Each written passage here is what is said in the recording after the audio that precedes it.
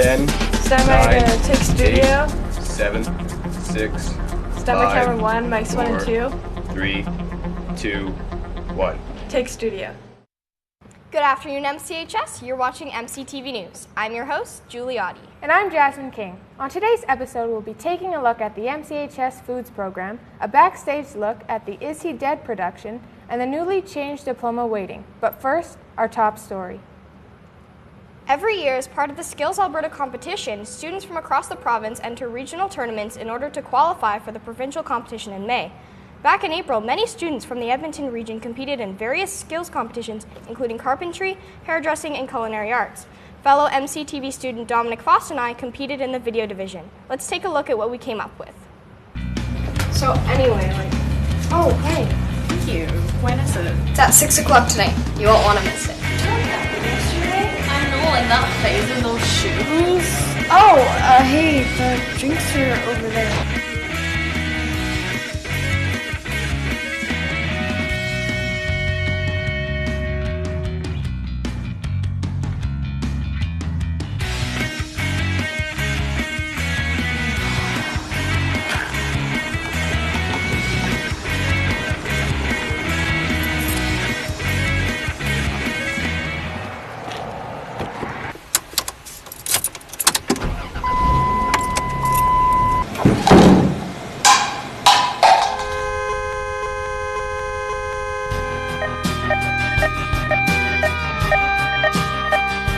In conclusion, even if you're of age, you're not ready for the real world.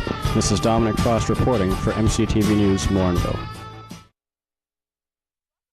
Today we are joined in studio by Alan Jacobson, Morinville's Community Development Coordinator. We'll be speaking to him about some of Morinville's upcoming events. Thanks for joining us today. My pleasure. Thanks for asking me. So today was Operation Clean Sweep. How do you think it went, and why is it important that we do this? Well, it's gone very well so far. We're not quite done. We're halfway through. We've got Notre Dame School is going next, and Primo is still ongoing. It's really important. It's Morinville joins the national initiative called Operation Pitch In Canada, and it's a great chance for the students, for the residents, for the businesses to get together, to engage in the community, and to clean up the town. So I think it's gone really well. Every year is a success.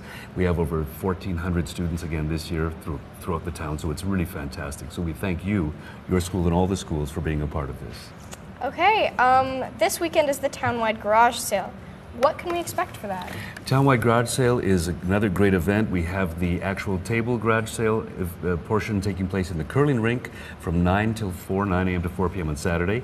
And throughout town, as most of you know, we've got this year about 40 or 50 sites. So people have sent in their addresses, and we put all their sites on a map, and people go out and do their shopping, enjoy the town, get a chance to visit the town, visit the amenities in town. It's a Saturday, all the shops will be open, get a chance to visit with the residents.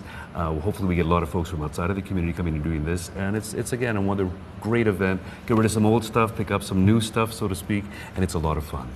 Okay, what's the reuse it or lose it? Reuse it or lose it is sort of an ongoing part of that, or just another transition from the garage sale, where people can take their items that they did not necessarily sell at the garage sale, the larger items, bring them down to the Ray McDonald Sports Arena, and it'll be a swap. Reuse it or lose it.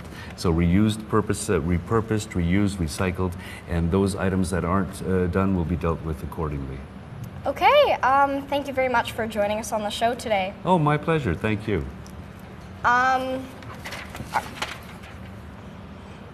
you afraid of what could happen if you were to move out? One of the most troubling questions would be, how would I cook my own food beyond just spaghetti and macaroni and cheese? Well, worry no more. As one of the school's most popular electives, the high school foods class teaches students advanced cooking techniques as well as how to cook some fun and delicious recipes. Reporter Stephen Hoffman brings us this tasty report. Decided to go into the home economics room and find out what the foods class was all about. This class is a cooking class, so this is grade 10, 11, and 12s, and they have various different modules that they basically have to do the labs and satisfy them, and then they have to do the work as well. You basically learn about anything to do with cooking, how to cook different things, methods of cooking. It's pretty fun, actually. I learn how to cook basic foods for everyday life.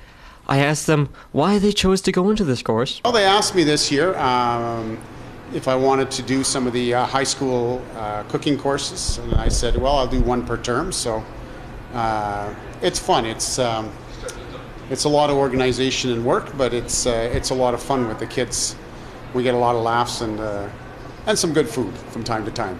Decided to join it just because, I don't know, I like cooking food, and that's kind of my job right now, I guess. So. And it's a good skill to learn how to cook it. I also asked, why is this a good course? One, it's a lot of fun.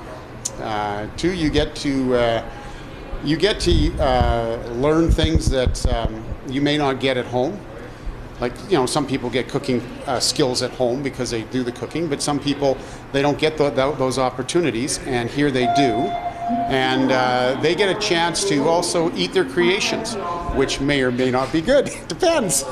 But they actually pick a lot of good recipes that, most of them turn out. So it works out well. If you put the effort in and you follow your recipes, pick good recipes, you can make some things that you can try at home. I've had some students who don't cook at home that cook at home now. So it's a good overall how to look after yourself when you leave home type of thing, and get general cooking skills. What are they working on today? I'm making angel food cake. We're making an angel food cake recipe now, so hopefully it turns out good. What kind of student should go into this class? You know what? All kinds. I've had from the K&Es to the top students in the school type of thing. It depends what your interests are. If you're interested in cooking, if you're interested in challenging yourself, then it's a great course. Turns out the food class is pretty popular among students and has talented students taking the course. This is Stephen Hoffman reporting from MCTV News. Have a great afternoon, MCHS. All right, my name is Rose Van Brabant, and I will be bringing you today's forecast, starting with our national weather. All right, so up here in Whitehorse, we got some sun and cloud, temperature is at 24. Yellowknife, sunny skies, temperature is at 24. Iqaluit got some sun and cloud, temperature is at -1. Vancouver has some sun and cloud, temperature is at 23. Regina and Winnipeg also have some sun, temperatures are at 24 and 20 respectively. Down here in Toronto, we've got some sun and cloud, temperature is at 18 degrees. Montreal also has sun and cloud, temperature is at 21. All right, so over here in Halifax and St. John's, we've also got a bit of sun and cloud. Temperatures are at 19 and 13. Now let's take a look at our Alberta forecast. All right, so looking pretty beautiful out today. The temperature and high level is at 29 with some sunny skies. Fort McMurray also has some sun. Temperature is at 27. Edmonton also has some sun. Temperature is at 24. Red Deer and Calgary also have some sun, both at 22 degrees. Medicine has some sun, temperature is at 23. Grand Prairie and Jasper, both with sun and clouds, and 26 degrees. And lastly, in Banff, we got some sun and cloud, temperature is at 22. Looks like a nice day to go biking there. All right, so let's take a look at our current conditions. All right, so it looks like we got some pretty warm weather today. The temperature is at 19 degrees. The wind will be coming in from the southeast at 13 kilometers per hour. Relative humidity is at 38%. Sun rose at 5:25 and will set at 9:37. Now let's take a look at our weekly forecast. All right, looks like we got some sunny skies throughout the week with a little bit of cloud from Saturday to Wednesday with some very high temperatures. That is our weather. Back to you, Jasmine. Recently, MCHS's spring play, Is He Dead?, was put on in the MCCC. It was directed by grade 12 student Ryan McManners and was a big hit. The story was a tragic as well as comedic.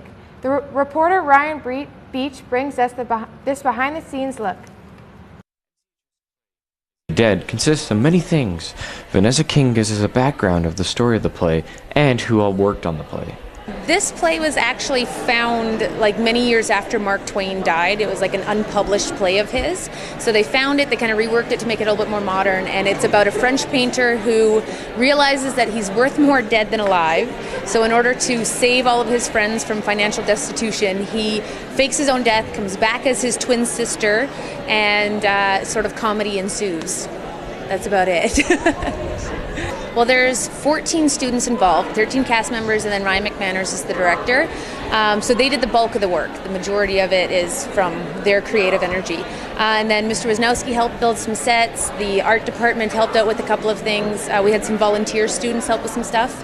And I just basically supervised, gave them pointers here and there. But really, it's the 14 students. Putting on a play takes lots of work and teamwork, so I decided to ask some of the cast, how much teamwork does it take to put on a play? I'd say it couldn't be described as anything else than a team effort, personally, because there's so many hands that go into making this play what it is. Like, there's the director, there's all of us, there's all the people that went into making the set and the costumes, right? Like, and without them, the play isn't what it is. So it's definitely a team effort. Oh, for sure. Everyone's got to put in a lot of effort, and one person's not into it. It just brings on the entire production, and everyone's got to work as hard as they possibly can. As often as we all do, so it's definitely a team effort. Everyone brings as much as they can to the show, because if one person's not into it, no one is. I find out a few of the roles that MCHS students are in the play. Here's what they told me for their roles. I was the lead. My name was Jean-Francois Millet as my male character, and then my female character was Madame Daisy T.U. I play Charlie, the butler, but I also play, in the big twist, I play Gaston Monet of the Paris police, who's been an undercover police officer living in the apartment of Daisy T.U. for the past 3 months. I played the journalist Claude Riviere and the Sultan von Turkey. This play was well thought out and well executed. I'm Ryan Beach, reporting for MCTV News. Here are your MCHS announcements for Thursday, May 21st. Next week's tickets for the very last dance of the year will be going on sale. Tickets will be 1 for $7, 2 for $12, and 3 for $15. However, on Thursday, all combo prices won't matter, and tickets will be on sale for $7 each as well as $10 at the door. 80 tickets must be sold for the dance to go ahead. Finals are just around the corner, along with diploma exams. For those who want to rock the diploma, please see Student Services regarding the courses available in June for the Bio 30, Chem 30, and Math 31 courses. Registration forms for summer work experience are now available in Student Services. This program allows you to earn the valuable high school credits during the summer. See Mr. Maslick for more details. Want to try yoga? There will be yoga classes Tuesdays at lunch from 11:15 to 11:45 and Friday after school from 1:50 to 2:35. The classes are held in room 203, and if you have any questions, contact Ms. Mizak. Have you missed any episodes of MCTV News this season? Then log on to www.bautestein.net to see our digital broadcast archive, which includes episodes from the last 21 seasons. Get your fill of MCHS news, weather, and sports. Stay connected with all the events at MCHS by logging onto the school's website at www.mchs.gsacred.ab.ca, following us on Twitter at MCHS Wolves, or by searching the hashtags MCHS or MCTV News. Schools around the province have changed their policy on diploma exams. Instead of being the previous 50% of your final grade, the weighting has been changed to 30%, making it slightly less terrifying. Ben Lawrence brings us this story. Earlier this year, the Alberta government changed the value of grade 12 diploma exams from being accountable for 50% of a student's grade to 30%. I looked into possible reasons why these changes occurred and why these examinations are so important in the first place. The diploma exams actually serve two purposes. The first one is that it is a school leaving exam, so it assesses what you have learned, your knowledge, your skill set. And then the second purpose leads into that, and that it is kind of like a gatekeeper. It determines who goes on to post-secondary. Our ATA Association, Alberta Teachers Association, actually was not supportive of 50% for the diplomas. They believe that it put too much pressure on students, and they also believe that classroom teachers are capable of assessing students. Both students and teachers in MCHS voiced their concerns about the change in diploma exams. I guess I have a unique standpoint as I'm someone who's coming back next year. So yeah, it might change my comparisons of marks.